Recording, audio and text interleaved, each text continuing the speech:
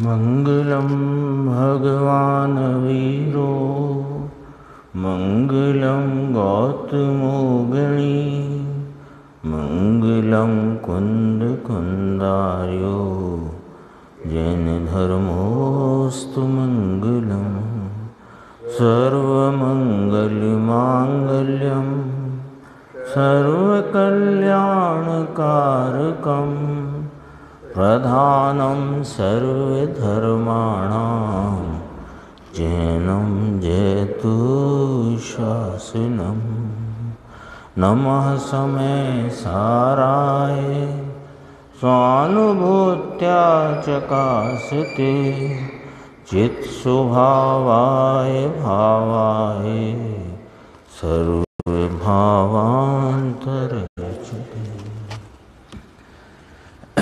क्रमबद्ध पर्याय के विषय पर जो यह एक अद्भुत संकलन, जिसमें पूज्य गुरुदेव श्री के प्रवचन, प्रश्नोत्तर और अनेक ग्रंथों, अनेक प्रवचनों में से लिए गए बोल, इन पर अपनी स्वाध्याय चल रही है।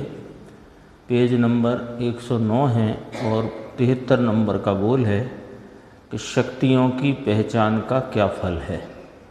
इसमें 2 शक्तियों के आधार से क्रमबद्ध पर्याय की चर्चा गुरुदेव श्री ने की है।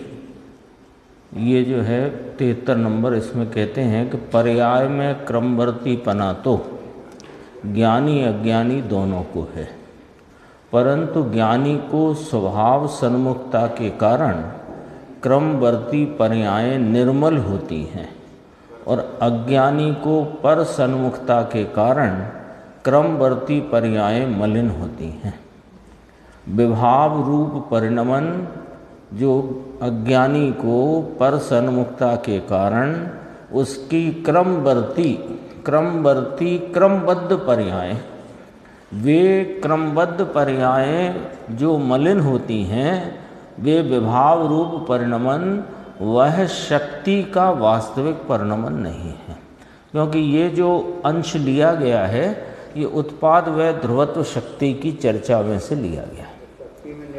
हाँ, तो शक्ति में मलिन परिणमन की कोई बात है नहीं। ये बात गुरुदेव की देखो 1955 की है। अप्रैल मई का जो अंक था आत्मधर्म का 1955, उसमें उत्पाद व ध्रुवत्व शक्ति के संदर्भ में ये बात यहाँ पर कही। तो पहले तो यही कहा कि पर्याय तो क्रमबद्ध रूप से ही होती हैं, ज्ञानी की हों या कि अज्ञानी की हों। ज्ञानी शक्तियों को पहचानता है, अर्थात शक्तिवान पर उसकी दृष्टि है, शक्तिवान पर दृष्टि है, इसलिए उसकी क्रमवर्ती क्रम नियमित पर्यायें निर्मल होती हैं। तो विभाव रूप परिणमन जो अज्ञानी को है, उसको लिया ना, पर सन्मुखता के कारण क्रमवर्ती पर्याय मलिन होती हैं। विभाव रूप परिणमन वह शक्ति का वास्तविक परिणमन नहीं है। शक्ति में अभेद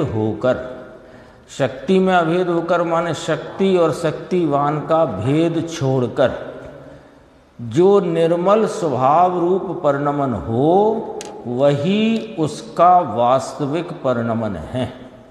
अक्रम रूप गुण और क्रम रूप पर्याय, ऐसे गुण पर्यायों के पिंड रूप आत्म स्वभाव का आश्रय करके जीव परिणमा, है ना। ये पूरी वस्तु को यहाँ सामने अपने खड़ा किया कि वो वस्तु आश्रयभूत तत्व वो कैसा है कि अक्रम रूप गुण और क्रमवर्ती या क्रम रूप पर्यायें, ऐसे गुण पर्यायों का पिंड स्वरूप, उसमें गुण पर्याय के भेद नहीं रखते। गुण पर्यायों का पिंड स्वरूप जो अभेद तत्व आत्म स्वभाव, उसका आश्रय करके जीव जब परिणमा, तब उत्पाद व ध्रुवत्व इत्यादि शक्तियों का यथार्थ भान हुआ। यानी उत्पाद व ध्रुवता जो वस्तु का स्वरूप है, उसका भी सच्चा भान कब हुआ कि जब गुण पर्यायों के पुंज स्वरूप जो वस्तु है, उसमें गुण पर्यायों के भेद का आश्रय छोड़कर एक अभेद स्वभाव का आश्रय किया तो उत्पाद व ध्रुवत्व इत्यादि, चूंकि चर्चा उत्पाद व ध्रुवत्व की है तो इत्यादि में सब आ गई, जीवत्व, चिति, दृष्टि, ज्ञान, सुख, वीर, सब शक्तियाँ आ गई। तो ऐसे उत्पाद व ध्रुवत्व इत्यादि शक्तियों का यथार्थ भान हुआ और तब ही शक्तियों का वास्तविक परिणमन प्रकट हुआ। है ना, कहते हैं ना शक्तियाँ तो त्रिकाल रही हुई हैं आत्मा में, अब भान नहीं है तो उसका कोई परिणमन नहीं है, ऐसा कहने में आया। हाँ, तो उनका परिणमन नहीं, क्योंकि शक्ति की शक्ति रूपता की व्यक्ति नहीं है। तब ही शक्तियों का वास्तविक परिणमन प्रकट हुआ। इस प्रकार साधक दशा की यह बात है।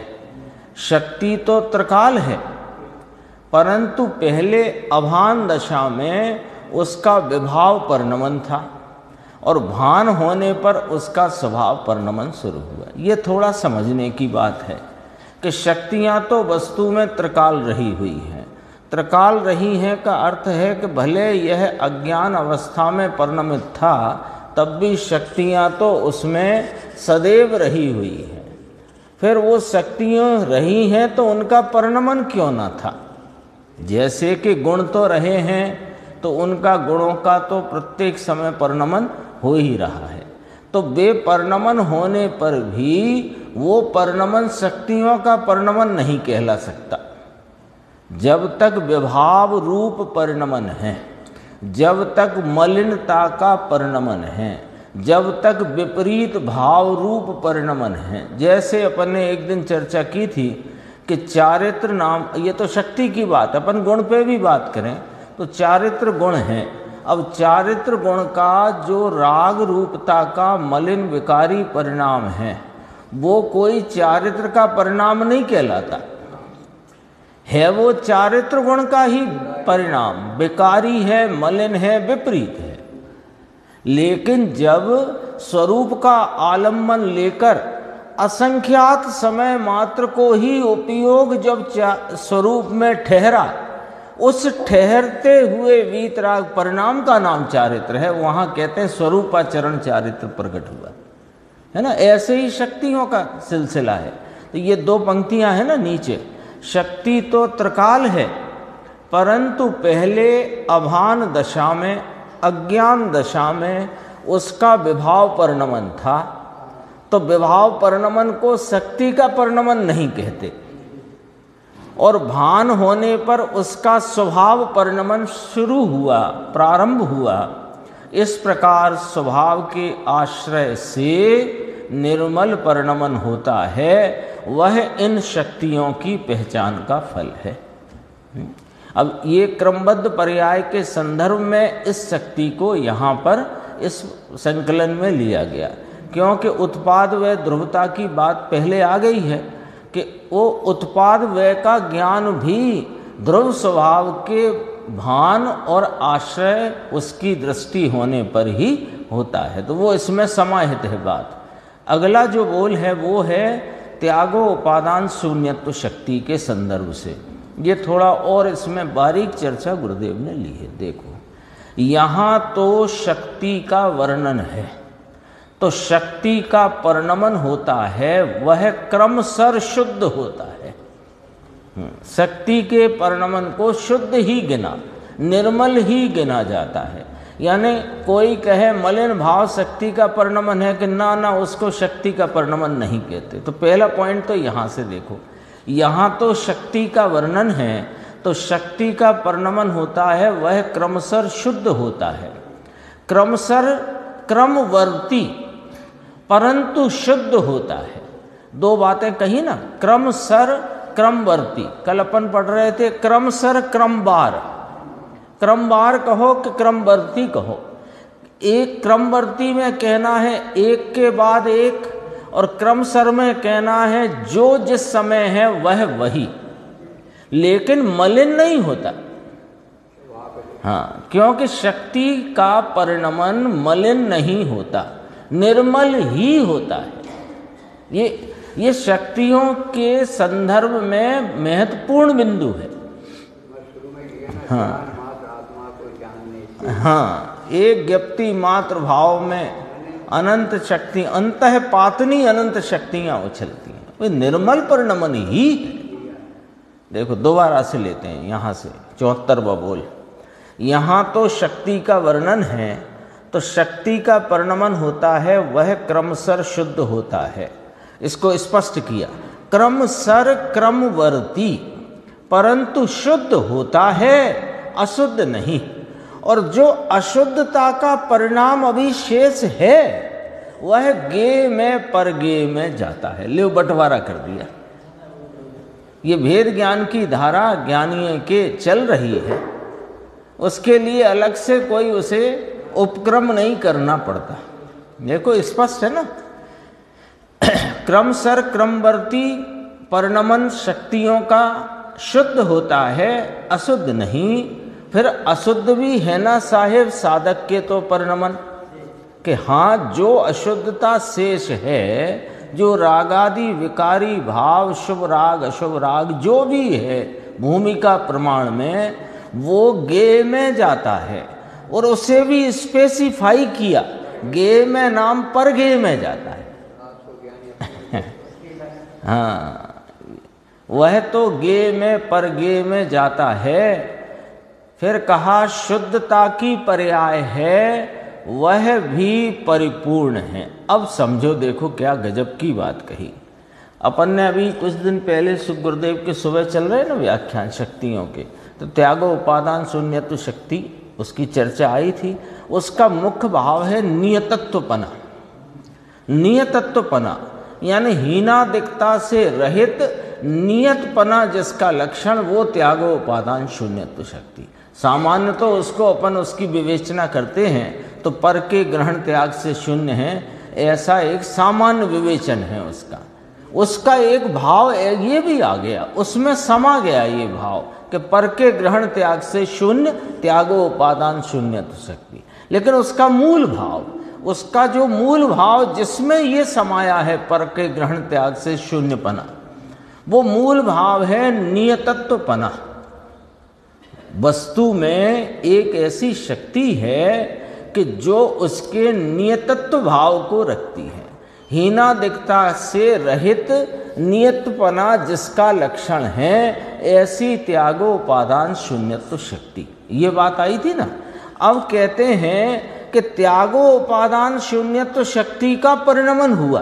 अब पीछे से मिलाओ, यहाँ तो शक्ति का वर्णन है, तो त्याग यहाँ जोड़ दो। अब त्यागो उपादान शक्ति का परिणमन होता है, वह क्रमशः शुद्ध होता है, क्रमशः क्रमवर्ती परंतु शुद्ध होता है, अशुद्ध नहीं। अशुद्ध तो गे में नाम पर गे में जाता है। अब यहाँ फिर मिलाते हैं कि शुद्धता की पर्याय है।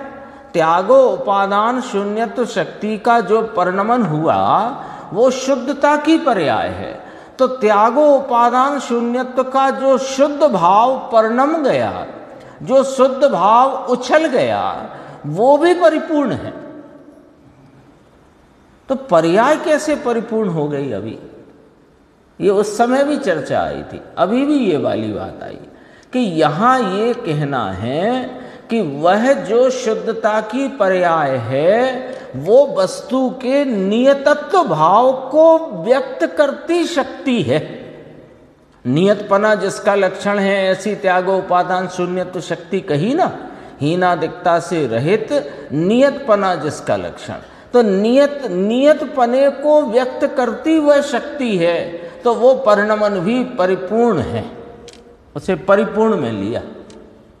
त्यागो उपादान शून्यत्व से वो पर्याय भी, जो शुद्धता की निर्मल पर्याय शक्ति का परिणमन जो उछला है, उछला शब्द का प्रयोग किया है ना, तो जो उछला हुआ शुद्धता का निर्मल परिणाम है, वो शुद्धता की पर्याय परिपूर्ण कही गई है। क्यों कही गई है कि त्यागो उपादान शून्यत्व से परिपूर्ण कही गई है। अब ये इसका लॉजिक वहां भी आया था, वो लॉजिक यहां आया। क्यों ऐसा कहा? दो बातें कहनी है ना, कि शुद्धता की पर्याय है पहले तो त्यागो उपादान शून्यत्व शक्ति का अपन्य स्वरूप, हाँ नियतपना, नियतत्वपना, वो नियतत्वपने की जो पर्याय है वो पर्याय भी पूर्ण है, शुद्धता की पर्याय वह भी परिपूर्ण है। यदि वो परिपूर्ण नहीं है तो नियतपने का भाव व्यक्त क्या? एक बात आई, फिर उसमें लॉजिक लगाते हैं। क्यों?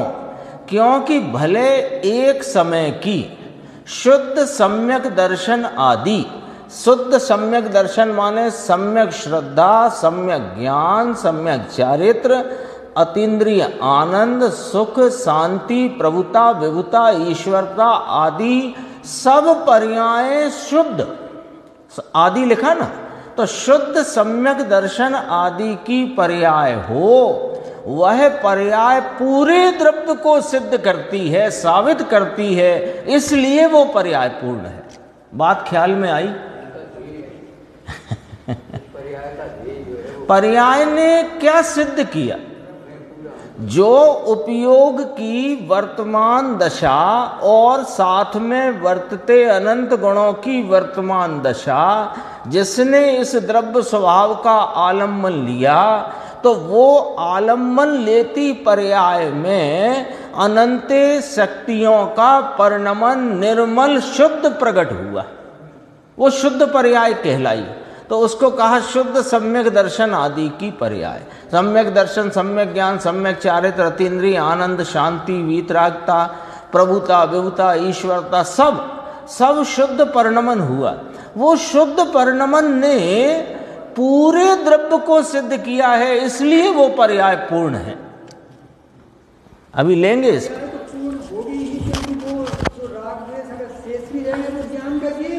नहीं, वो बात तो इधर हो गई पूरी। यहाँ क्या कहते हैं कि देखो, अभी तो आंशिक परिणमन है ना, वो बात ख्याल में रखना है, पर यहाँ क्या कहना है वो अपने को पकड़ना है। जो उसमें वहीं चलते अपन शक्तियों के परिशिष्ट के जो गद्य भाग है उसमें कि ज्ञान असाधारण स्वयं संवेद्यमान लक्षण से जो ज्ञान वस्तु आत्मा उसको लक्षित किया, तो एक ज्ञप्ति मात्र भाव में अंतःपातनी अनंत शक्तियां उछलती हैं। बात याद है ना? वो तो यही बात तो थी। तो अनंत शक्तियां पूरी उछलती हैं कि आंशिक उछलती हैं? आंशिक उछलती हैं। अभी आंशिक परिणमन है, अभी है, तो वो जो शेष बचा है वो ज्ञान का गेय बना लेते हैं। नहीं, वो ज्ञान का गेय बन गया, लेकिन पर्याय में अभी जितना शुद्धता का, निर्मलता का भाव पूरा थोड़ी प्रकटा है, आंशिक प्रकटा है। बात को पकड़ना है, क्या कहना चाहते हैं। इस वो लॉजिक आप लगा रहे हो ना, वो लॉजिक नहीं है। अभी जैसे स्वरूप का आलम्बन लिया, तो स्वरूप का आलम्बन लिया तो कितना आनंद प्रकटा? आंशिक आनंद। वीतरागता कितनी? आंशिक वीतरागता। ठीक है। शांति कितनी? आंशिक शांति। ठीक है। अब आप कह रहे हो कि वो जो जितने आनंद नहीं प्रगटा वो दुख है, वो ज्ञान का गेय है। ठीक है, वो ज्ञान का गेय है, लेकिन पर्याय में परगे तरीके जानने में भले आया हो, लेकिन पर्याय तो अभी आंशिक ही प्रगटी है ना शुद्धता। अब जो सामने लॉजिक है उस पर चलना, नहीं तो आगे की चर्चा अपने ख्याल में नहीं आएगी। जो शुद्धता की पर्याय परिणमी, जो शक्तियों के परिणमन में शुद्धता की पर्याय परिणमी, वो शुद्धता की पर्याय यद्यपि कि उसमें अभी आंशिक भाव परिणमित हुआ है, उसमें अभी आंशिक भाव व्यक्त हुआ है, लेकिन वह परिपूर्ण है। कैसे परिपूर्ण है? क्यों परिपूर्ण है? कि वो एक समय की शुद्ध रूप परिणमित पर्याय ने पूरे द्रव्य को सिद्ध किया है। पूरे द्रव्य को सिद्ध। देखो, बहुत इसमें बारीकी से समझना कि जो वर्तमान उपयोग है उसने इस द्रव्य स्वभाव का आलम्बन लिया। पूरा आलम्बन ले ले तो पूर्ण वीतरागता प्रगट है। तो आलम्बन पूरा नहीं है उपयोग का। श्रद्धा पूरी प्रगति है, लेकिन उपयोग का आलम्बन पूरा नहीं है। पूरा हो तो चारित्र पूरा हो जाए। ज्ञान भी अभी सम्यक ज्ञान है, वो कोई केवल ज्ञान रूप नहीं परिणमा है, नाम पूर्ण नहीं परिणमा है। आनंद भी अल्प है, तो अल्प होने पर भी पूर्ण क्यों कहना? बस अपना पॉइंट ये है, अल्प है, ये बात ख्याल में रखो। और अल्प होने पर भी परिपूर्ण क्यों कहना? कि वो त्यागो उपादान शून्यत्व शक्ति, वो नियत पने के भाव को व्यक्त करती हुई शक्ति है। तो वो नियत पने के व्यक्तता में वह एक समय की अधूरी पर्याय भी पूरे द्रव्य को सिद्ध करती है, साबित करती है। आप जो कह रहे हैं ज्ञान का गेय, रागादि भाव जो है वो ज्ञान का गेय, यहां तो रागादि से आत्मा सिद्ध करेंगे। अभी नीचे वो गेय है, पर गेय है, यानी वह मैं नहीं हूं, ऐसा भेद ज्ञान का भाव चल रहा है, उठाया नहीं गया है। यानी भेद ज्ञान यो ये अलग, ये मैं अलग, ऐसा नहीं। वो भेद ज्ञान की धारा स्वतः चलती है, वो एक अलग बात हो गई। अब कहते हैं कि स्वरूप का आलम्बन लेने से उपजी हुई जो आंशिक निर्मलता का भाव है, वो उसे यहाँ परिपूर्ण कहा। देखो, शुद्धता की पर्याय है, वह भी परिपूर्ण है। त्यागोपादान शून्यत्व से परिपूर्ण कही गई है। क्यों कही? कि भले एक समय की शुद्ध सम्यक दर्शन आदि की पर्याय हो, वह पर्याय पूरे द्रव्य को सिद्ध करती है, साबित करती है, ये यहाँ कहना है। अब देखो फिर प्रश्न क्या कर दिया मुमुक्षु ने कि साहेब अभी तो विकार है, क्योंकि आंशिक प्रगति है ना। जरा बारीकी से समझना, ये बोल बहुत बारीक है। ये समय सार सिद्धि के भाग 12 में अभी जो चल रहा था अपना, उसमें 206 पेज पे आ चुका है। अभी जो 12वां भाग तो चल रहा है, अभी चल चुकी है ये बात, त्यागोपादान शून्य। तो देखो यहाँ क्या लिया, विकार तो अभी है साहेब, कि विकार है पर यहाँ नहीं लेना है। ये कौन सी बात है कि विकार है परिणति में, ये ख्याल में रखना, लेकिन वह शक्तियों के परिणमन में विकार को नहीं लेना है। इसीलिए मैं कह रहा हूँ। हाँ, अभी देखो आप इसमें आपका कहना ठीक है, विकार यहाँ शक्तियों के परिणमन में नहीं लेना, लेकिन अभी हम विकार की बात नहीं कर रहे थे। हम कह रहे थे कि आंशिक निर्मलता प्रगति है, तो आंशिक निर्मलता पूरे द्रव्य को सिद्ध करती है, इसलिए उस पर्याय को पूर्ण कहा, उसको पूर्ण कहा। देखो, यहां विकार लेना नहीं है, वहां तो विकार भी है, जहां अंश लिया है ना। अब ये चर्चा गुरुदेव ने ली आप्त मीमांसा से, आप्त मीमांसा। अब थोड़ा विषय बदल गया है, तो उसको बदल के पकड़ना, नहीं तो अपन उसी धारा में चलेंगे तो वो बात यहाँ दूसरी आई है। देखो, जहाँ अंश लिया, तो अंश लिया क्या, कैसे अंश लिया कि भाई राग का अंश भी अपना है। अभी देखो 4 पंक्ति पहले वो परगे में डाला था, वो भेद ज्ञान की धारा में ऐसे ही जानने में आता है, लेकिन ज्ञान प्रधान शैली से जब बात को समझा जाए तो विकार का जो अंश है वो अंश आत्मा का अंश है राग का अंश भी अपना है। अभी क्या कहते हैं देखो, यदि उसे निकाल डालो, राग के अंश को वस्तु में से निकाल डालो, तो त्रिकाल पर्याय का समूह वह द्रव्य यह सिद्ध नहीं होता। फिर द्रव्य जो अनादि अनंत पर्यायों के प्रवाह में रहता हुआ जो वस्तु तत्व है वो कैसे सिद्ध करोगे? फिर तो वो राग के समय में परिणमा द्रव्य ही नहीं कहलाएगा। तो जब तक रागादि भाव में यानी पर सन्मुखता में था ये जीव, तब तक अद्रव्य था, और जब स्व सन्मुखता में आया तब द्रव्य हो गया। फिर ये वाली कहानी शुरू हो जाएगी। कितनी विवक्षाएं, कितनी अपेक्षाएं, और सबको अपने को बराबर बैलेंस रख करके समझना है। एक तरफा खींच नहीं चलती है जिन शासन की, ऐसी पद्धति है। और ये गुरुदेव श्री की कोई विशेषता ही रही है कि हर बात को वे आमने सामने सब बात अपने समक्ष रख करके पूरी बात समझाते हैं। देखो, राग का अंश भी अपना है। कैसा अंश है कि एक समय में उत्पत्ति और विनष्टता को प्राप्त होता हुआ पर्याय अंश है, लेकिन यदि उसे ही निकाल डालोगे तो त्रिकाल पर्याय का समूह वह द्रव्य ये सिद्ध नहीं होता। इतना लिया यहां पर कि ये त्रिकाल पर्याय का समूह है क्या द्रव्य, कि देखो ये त्रिकाल पर्याय का समूह कैसे है कि है तो वर्तमान पर्याय अपने अनंते गुणों और उनका आधारभूत द्रव्य। सत्य इस प्रकार है, सत्ता।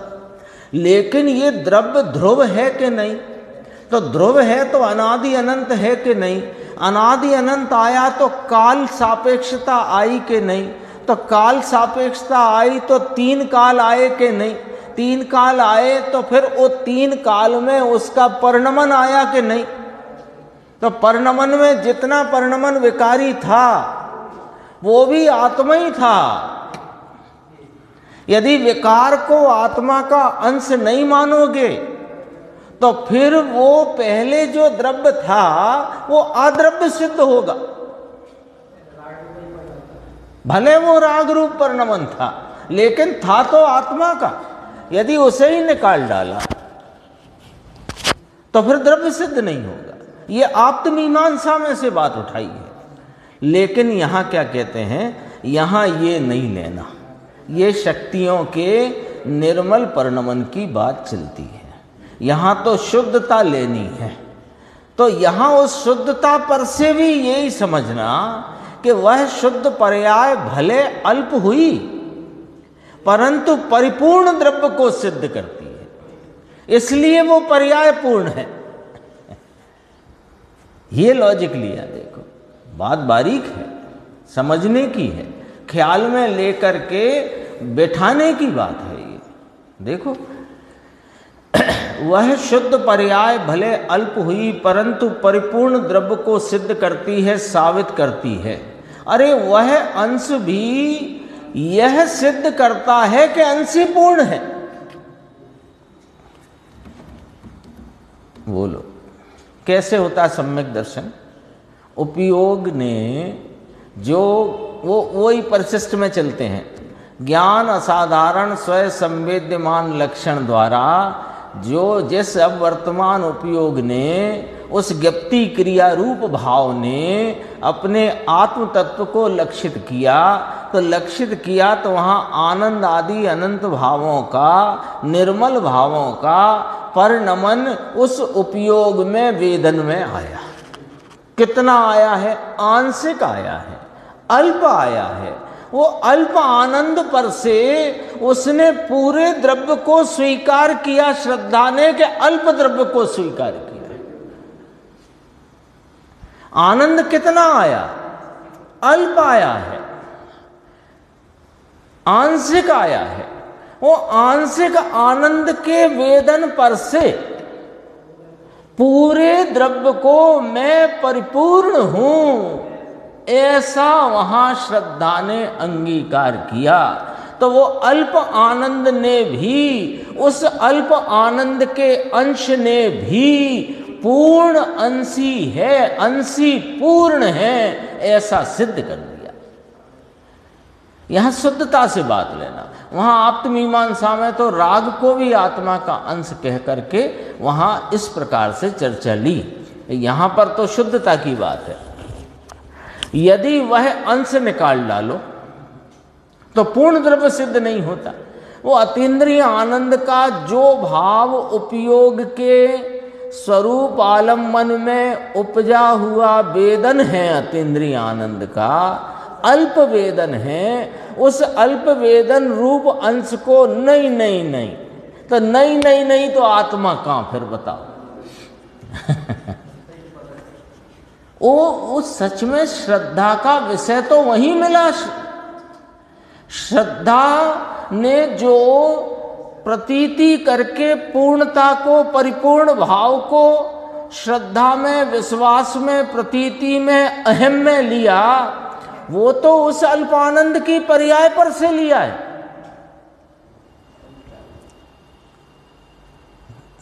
गजब की बात है। उसे निकाल डालो तो पूर्ण द्रव्य सिद्ध नहीं होता। समझ में आया, बात सूक्ष्म है बापू, ये तो तत्व ज्ञान है। सच्चाई तो ये है, तत्व ज्ञान इसी को कहते हैं कि सब तरफ से बात को सुनना, समझना, किसके लिए? इसके लिए, एक इस अपने वीतरागी परिपूर्ण चैतन्य महाराज के निर्णय के लिए, जो पढ़ना, जो सुनना, लेकिन ख्याल में सब लेना। अकेली ऊपर की बातों से भी काम नहीं चलेगा, और अकेली मैं तो शुद्ध हूं, एक समय की पर्याय से भी रहित हूं, हो इससे भी काम नहीं चलेगा। बात तो सारी समझना पड़ेगी। आई कि नहीं आई? तो मुमुक्षु ने कहा कि बराबर समझ में नहीं आया साहेब आपने जो बात कही, क्योंकि इसमें नहीं समझ में आने की बात इसलिए खड़ी हो जाती है कि एक तरफ राग के अंश पर से अंशी को सिद्ध किया, और फिर दूसरी बार में शुद्धता की पर्याय के अंश पर से अंशी को सिद्ध किया। तो आप क्या कह रहे हो, हमें समझ में नहीं आई बात।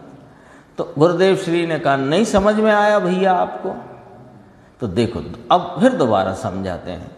वहां तो ऐसा लिया है, वहां माने कहा कि आप्त मीमांसा में, कि चाहे तो अशुद्ध पर्याय हो या शुद्ध हो, वह पर्याय रूप एक अंश पूरे द्रव्य को सिद्ध करती है। वहां श्लोक लिया है, श्लोक बताया गुरुदेव ने, क्योंकि नए उपनय का समूह वह द्रव्य है। श्लोक है, नए उपनय का समूह, विषय समूह। नए उपनय का समूह माने नए उपनय का विषय, उसका समूह। देखो नए उपनय क्या हुआ कि निश्चय नय का विषय भूत त्रिकाली भगवान आत्मा और उसके गुण भेद, पर्याय भेद इत्यादि व्यवहार नय के विषय, नए उपनय उनके विषय।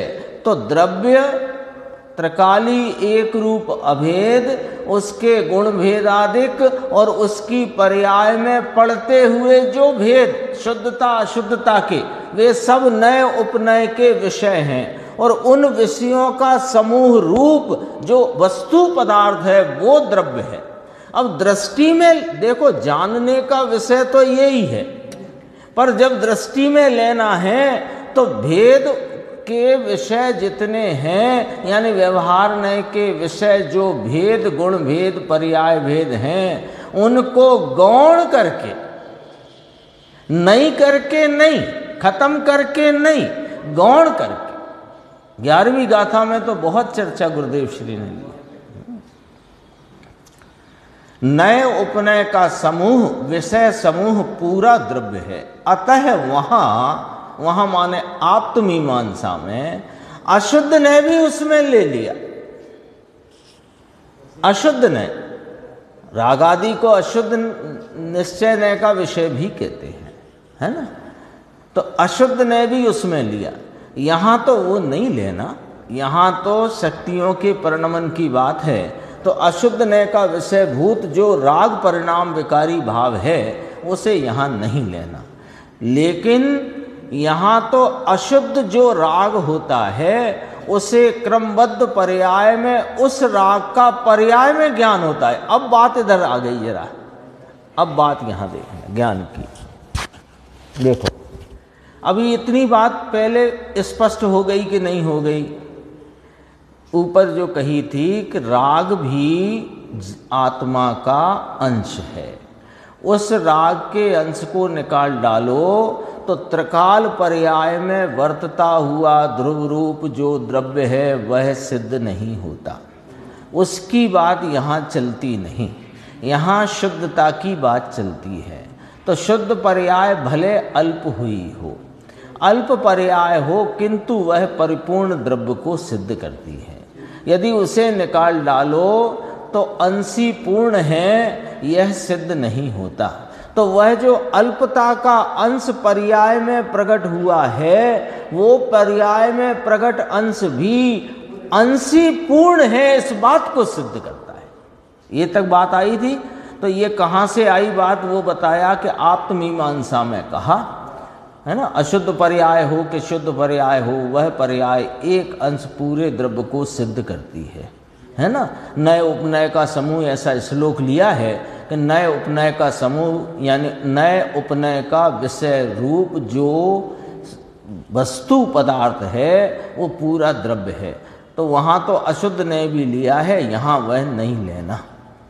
अब बात आगे, अब बात को कहाँ ले जाते हैं, अब बात को वहाँ ले जाते हैं जो पीछे के पेज पे थी। अशुद्ध तो गे में परगे में जाता है। अब बात को यहाँ लाते हैं। वो कैसे जाता है वो देखो। यहाँ तो अशुद्ध जो राग होता है उसे क्रमबद्ध पर्याय में उस राग का पर्याय में ज्ञान होता है। यहाँ ज्ञान की पर्याय को क्रमबद्ध पर्याय जो जानने की हुई, उस जानने की क्रमबद्ध होती स्वतः सामर्थ्य से उपजी जानन अवस्था, उस जानन अवस्था में वो जो अशुद्ध राग उत्पन्न हुआ है उसका ज्ञान होता है। किंतु वह ज्ञान भी राग है तो होता है, ऐसा नहीं है। ये मिलाओ पीछे, जो शुद्धता का परिणमन है वो शक्तियों का परिणमन है, और वहाँ पर जो अभी अशुद्धता बाकी है वो गे में नाम पर गे में जाती है। ये बात कही ना, तो गे में गई माने ज्ञान हुआ, यही तो मतलब हुआ उसका। तो वो ज्ञान कैसे हुआ कि वो ज्ञान अपनी स्व सामर्थ्य से क्रमबद्धता में हुआ।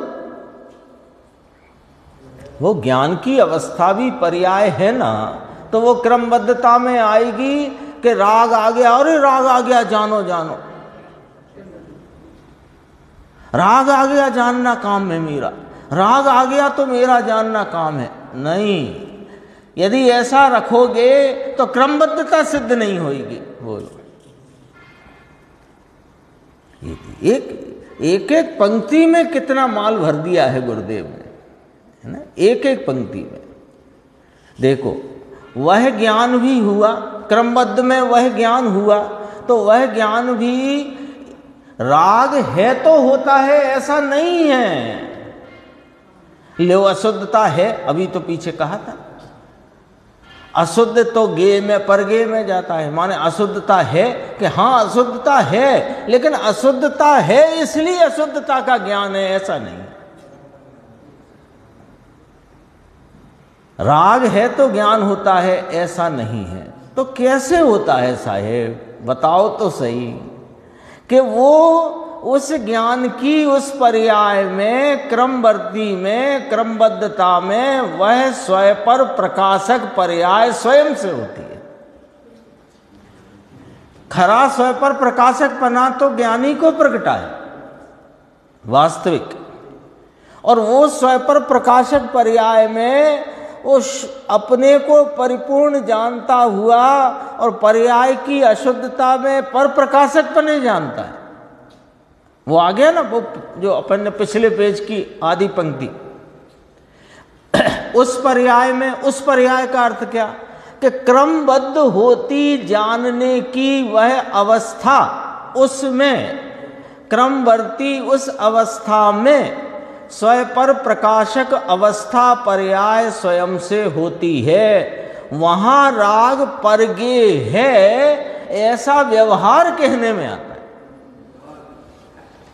ले वही वाली बिंदु है ना, वो जो अशुद्धता है वो गे में जाती है, फिर डैश लगा के बात दोबारा उसमें रिपीट करी गुरुदेव ने, तो कहा परगे में जाता है। तो वो परगे है, ये भी व्यवहार कहने में आता है। अरे हैं, यही सच्चा व्यवहार है। हाँ, निश्चय पर्याय अपनी है, बस इतना लो। कितनी एक बोल में कितने पहलू, बोलो आए कि नहीं आए, कितने पहलू आए। शक्तियों के परिणमन की बात करी, शक्तियों का परिणमन जो है वह पूर्ण है। ये कैसे कहते हो कि उस शक्ति के एक समय के अल्प परिणमन में पूरा द्रव्य सिद्ध होता है, इसलिए वो पर्याय को परिपूर्ण कहते हैं।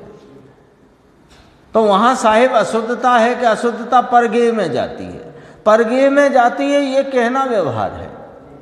राग है तो मैं जानता हूं, ऐसा है नहीं। तो प्रभु फिर क्या है कि वह क्रमबद्ध में होती हुई जानने की उत्पन्न अवस्था में वह स्वयं पर प्रकाशक परिणमित ज्ञान स्वयं से उत्पन्न हुआ है। ये जो निश्चय पर्याय यानी जो अपनी पर्याय स्वयं पर प्रकाशक भाव से उपजी हुई ज्ञायक भगवान के ज्ञान स्वभाव की जानन अवस्था, वह अपनी है, बस इतना। ये अवस्था राग को जानती है, ये भी नहीं। एक बारी तो आत्ममीमांसा से कहा कि राग को निकाल दोगे तो वस्तु सिद्ध नहीं होगी। देखो, वस्तु की सिद्धि अन्य द्रव्यों से भिन्न, द्रव्य की सिद्धि, द्रव्य में स्वभाव की सिद्धि, स्वभाव में जो वस्तु है वो ज्ञान दर्शन आनंद स्वभावी है, तो भी उसमें आश्रयभूत तत्व की सिद्धि, तीन बिंदु आते हैं ना। तो जहां जो बात आएगी उस बात को उस रीति से लेना। अन्य द्रव्य से अपने द्रव्य की सिद्धि कैसे कि राग परिणाम भी मेरा ही है। फिर वह जो राग परिणाम है वह मेरा स्वभाव नहीं, इसलिए वह उत्पन्न होता राग मेरे लिए परगे है। दूसरा बिंदु, वो परगे है तो मैं ज्ञान हूं और वो गे है, ये भी व्यवहार में गया। वास्तव में तो मैं स्वयं पर प्रकाशक जानन स्वरूप वस्तु हूं, इसके अतिरिक्त कुछ नहीं। तो राग का जानना है कि नहीं, राग का जानना नहीं, जानना है बस। स्टेप बाय स्टेप आती है ना बात। कितनी बात करी, देखो अंत में अंतिम पंक्ति देखो, वहां राग परगे है ऐसा व्यवहार कहने में आता है। निश्चय पर्याय अपनी है, बस इतना। राग को जानता ये भी नहीं, राग को जानता है कि नहीं, जानता हूं।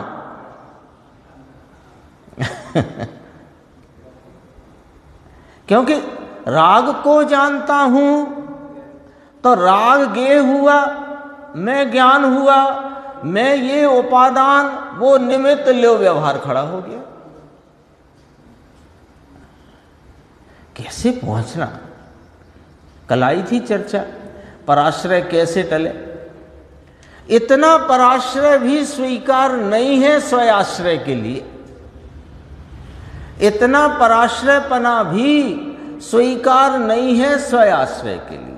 तो अभी तो आप राग को ही अपना कह के वस्तु सिद्ध कर रहे थे कि वो बात अन्य दूसरे द्रव्यों से नहीं है, राग भी मेरी ही पर्याय में उत्पन्न हुआ एक समय का भाव है, और एक एक समय होकर के मैं ध्रुव हूं। अपन ने कहा ना ध्रुव है, तो ध्रुवता कैसे नक्की हो कि अनादि अनंत है ध्रुवपने, ध्रुवपने अनादि अनंत है। तो अनादि अनंत कहते काल अपेक्षा आई कि नहीं आई। काल अपेक्षा कहने पर तीन काल खड़े हुए कि ना हुए, क्योंकि तीन काल कैसे खड़े हुए कि काल अपेक्षा में वर्तमान को लो तो पीछे भी तो काल व्यतीत हुआ, और आगे भी काल बाकी है, तो 3 काल खड़े हुए। जब 3 काल खड़े हुए तो तीनों काल में द्रव्य रहा कि नहीं रहा? तो तीनों काल में जिस जिस रूप भी द्रव्य रहा वह रूप द्रव्य ही तो था। राग रूप रहा तो भी द्रव्य था, लेकिन राग मैं हूं ऐसा इसलिए नहीं कि ये मेरा स्वभाव नहीं, निकल जाता है। इसके 3 बोल गुरुदेव के। सदा काल साथ रहता नहीं, इसमें चैतन्य का नूर नहीं, और मैं अपने स्वभाव को देखता हूं तो वहां दिखाई देता नहीं। तो फिर राग जो है शेष अभी साधक अवस्था में वो ज्ञान का गेय तो है कि उसको गेय कहना भी व्यवहार है। ज्ञान तो स्वतः अपनी क्रमबद्ध पर्याय में उत्पन्न होता हुआ स्वयं पर प्रकाशक पने से परिणमता ज्ञान राग को जानता है, ये कहना व्यवहार है। खरे खर तो वह जानता है, वह निश्चय पर्याय अपनी है। राग को जानता हूं ये भी नहीं। कितनी बात है। पढ़ तो अपन ने लिया था दोबारा दोबारा इसलिए कि वो रिपीटेशन में आए तो बात कहाँ से शुरू हुई, क्या कहना चाहते हैं, क्या बात आई, समझ में तो आए। ये तो अभी निकल भी गया अपना विषय। हो सकता है अपन ने इसको चर्चा में लिया ना लिया हो, रह गया हो। देखो 75 नंबर है, पर्यायवान की दृष्टि बिना क्रमबद्ध का निर्णय नहीं होता। पर्यायवान माने द्रव्य। प्रश्न है, प्रश्न बहुत अटपटा सा है, देखना। स्वभाव को पूरा पूरा देखना ऐसा कहते हो तो क्रमबद्ध पर्याय कहाँ रही? प्रश्न समझना। स्वभाव को पूरा पूरा देखना। अब देखो साहब, जो क्रमबद्ध पर्याय है तो पर्याय तो अंश रूप भाव है। अंश है ना, अंशी तो नहीं है पर्याय, पर्याय अंश है। तो वो अंश है, तो जब आप कहते हो स्वभाव तो परिपूर्ण ही है, तो फिर परिपूर्ण में ये क्रमबद्ध पर्याय का अंश कहां से डाल दिया? ये है। फिर क्रमबद्ध पर्याय को देखने की बात, क्रमबद्ध पर्याय को जानने की बात, क्रमबद्ध पर्याय को समझने की बात कहां रही? आप तो कहते हो स्वभाव पूरा पूरा देखो। ये प्रश्न है। देखो उत्तर, एक के बाद एक जो क्रमबद्ध पर्याय होती है, पर्याय के संदर्भ में ये बात कील ठोक लो कि क्रमवर्ती क्रमबद्ध है। पर्यायों का परिणमन क्रमवर्ती क्रमबद्ध है। ये दो साथ क्यों कहते हैं? कि क्रमबद्ध कहते हैं तो उसका अर्थ मात्र क्रमवर्ती नहीं है। जैसे जब बात गुरुदेव ने ये बात उजागर करी, बात तो शास्त्रों में पहले से लिखी है, लेकिन जब उसका अंतरंग मर्म गुरुदेव ने उजागर किया, क्रम नियमित अथवा क्रमबद्ध शब्द के द्वारा जब उजागर किया, तो उन्होंने कहा अरे वो तो क्रमवर्ती होती है, यही वाली बात लिखी है, ये बद्ध कहाँ से ले आए आप? पर्याय एक के बाद एक होती है, यही कह रहे हैं या और कुछ विशेष नहीं कह रहे? ऐसा पंडितों ने अथवा अन्य लोगों ने अर्थ किया। इसलिए ये दो बातें एक साथ रखने से ये बात स्पष्ट होती है कि क्रमवर्ती होती हैं, ये बात तो ठीक है, लेकिन वे क्रमबद्ध होती हैं, ये बात समझने की है। और ये बात तब समझ में आती है जब द्रव्य स्वभाव की दृष्टि होती है। ये कहते हैं देखो, एक के बाद एक जो क्रमबद्ध पर्याय होती है उसका आधार कौन है? कि अक्रम द्रव्य है। उसने पूछा था स्वभाव को पूरा पूरा देखना, तो जब आप पूरा स्वभाव देखने की बात कहते हो तो फिर क्रमबद्ध पर्याय एक के बाद क्रम से होती है। ये बात की जरूरत ही क्या है? जरूरत ही क्या है इसकी, है ना? जब पर्याय पे दृष्टि रखना नहीं, पर्याय भेद को दृष्टि में लेना नहीं। एक द्रव्य स्वभाव त्रिकाली अनादि निधन जो वस्तु है उसको ही परिपूर्ण देखना, परिपूर्ण देखना, तो परिपूर्ण देखना तो उसमें ये अपूर्णता के भेद क्यों बताया आपने कि भाई ये जो एक के बाद देखो दिखती तो पर्याय है। अब समझना, पर्याय के सिवाय क्या दिखता है? व्यक्त अव्यक्त के जो अव्यक्त के 6 बोल आए ना, 49 गाथा समय सार। पर्याय व्यक्त है तो वो पर्याय व्यक्त है और अपना द्रव्य स्वभाव ये अव्यक्त है। तो व्यक्त में अव्यक्त को देखना है, यानी व्यक्त पर से अव्यक्त की सिद्धि करना है, जो पीछे का बोल निकल गया। तो बात यहां से शुरू हुई, एक के बाद एक जो क्रमबद्ध पर्याय होती है उसका आधार अक्रम द्रव्य है। किसके आधार होती है पर्याय? पर्याय क्रमवर्ती होती है, क्रमबद्ध होती है। वो क्रमवर्ती क्रमबद्ध पर्याय किसके आधार से होती है? पर्याय के आधार से कि द्रव्य के आधार से? नक्की है ना, द्रव्य के आधार से होती है तो अक्रम के आधार होती है पर्याय। द्रव्य तो अक्रम स्वरूप है ना, उसका आधार अक्रम द्रव्य है। पर्यायें क्रमशर हो रही हैं, उस क्रम को नहीं देखना, देखता नहीं लिखा है ना, वो उस क्रम को देखना नहीं। और सब पर्यायें एक साथ होती नहीं, पर्यायें क्रमशर हो रही हैं ये जानना है, पर उस पर्यायों की क्रमबद्धता और क्रमवर्तीपने से जो दिखता है उस क्रम को नहीं, उसका आधार रूप जो अक्रम द्रव्य है देखना वो है। ठीक है, कहते हैं सब पर्यायें एक साथ नहीं होती, परंतु पर्यायें क्रमशर होती हैं। ये बात कहीं आई है, याद आती है आपको? प्रवचन सार गाथा 80 में आई है। व्यतिरेक पर्यायों की जब बात कही ना, वे अन्वय के व्यतिरेक जो परस्पर भिन्न है, परस्पर भिन्न है, उसमें आया ना चैतन्य की गांठें आदि इत्यादि शब्द आए हैं।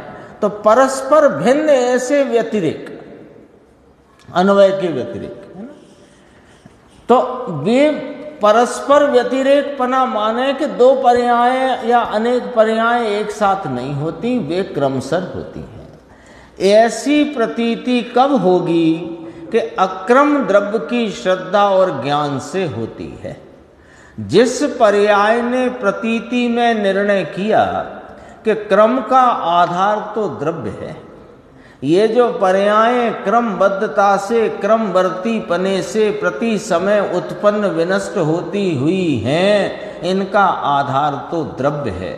तो जब तक वह पर्याय जो यह निर्णय करती हुई कि पर्याय जो क्रमशर क्रमवर्ती पने क्रमबद्ध होती हैं, ये पर्यायों का आधार तो द्रव्य स्वभाव अक्रम स्वरूप है, उसकी प्रतीति करने वाली, उसमें उसको स्वीकार करने वाली पर्याय द्रव्य सन्मुख जब तक पूरी पूरी ना ढले तब तक वह पर्याय पूरी नहीं होती। लो अभी ये क्या अर्थ है इसका? अब इसका अर्थ निकालो। क्या कहते हैं? ये निर्णय किया ना, प्रतीति में निर्णय किया माने दृढ़ता से यह बात को स्वीकार करने के लिए। जिस पर्याय ने इस बात को स्वीकार किया या करने के लिए, यह बात जिसने नक्की करी, निर्णय किया कि क्रम का आधार, क्रम का माने पर्यायों के क्रमवर्ती पने क्रमबद्धता का आधार तो द्रव्य है। तो जब तक वह पर्याय जो इस द्रव्य स्वभाव को साबित करती हुई जो उत्पन्न हुई, वह जब तक द्रव्य सन्मुख पूरी पूरी न ढले तब तक वह पर्याय पूरी नहीं होती। ये इसका अर्थ समझना है। पूरी पूरी ढले तो पूरी कहाँ ढले, और पर्याय पूरी नहीं हुई और अधूरी रही, इसका क्या अर्थ है? इसका अर्थ ये है कि परिपूर्ण द्रव्य स्वभाव का आलम्बन जब तक नहीं लेगी तब तक वह पर्याय इस परिपूर्ण द्रव्य को सिद्ध नहीं करती, इसका नाम वो पर्याय पूरी नहीं होती। ये बात कहाँ से लाए कि ये बात पिछले बोल में से आई कि नहीं आई? पिछले बोल में आई थी। देखो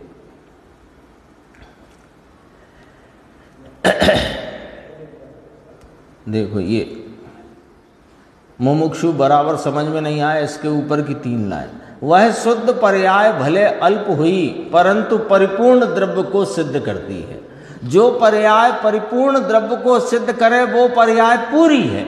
इसी बोल में आई थी ना बात। यहां देखो, शुद्धता की पर्याय है वो भी परिपूर्ण है।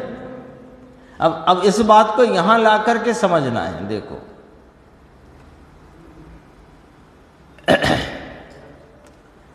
कि जब तक वह पर्याय द्रव्य सन्मुख पूरी पूरी न ढले तब तक वह पर्याय पूरी नहीं होती। इसका अर्थ यह है कि जो पर्याय भले वो पर्याय में व्यक्तता के स्वरूप से अल्प है, लेकिन उस पर्याय ने परिपूर्ण द्रव्य को स्वीकार किया है। तो कैसे किया कि द्रव्य में पूरी ढली।